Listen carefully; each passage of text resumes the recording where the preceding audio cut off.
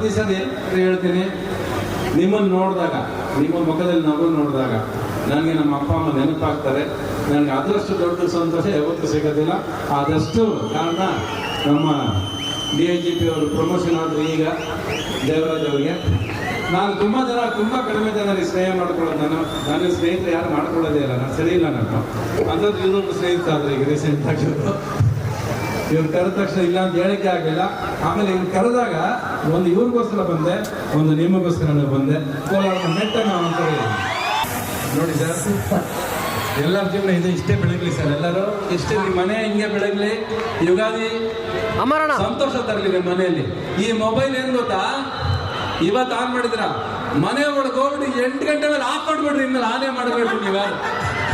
Of ನೋಡ್ರಿ, ನಿಮ್ಮ ಜೀವನ ಇನ್ನೂ ಬೆಳಗ್ತಾ ಇರುತ್ತೆ. ಇದಕ್ಕಿಂತ ಒಳ್ಳೆ ಬೆಳಕು ಕೊಡುತ್ತೆ ಮನೆಗೆ.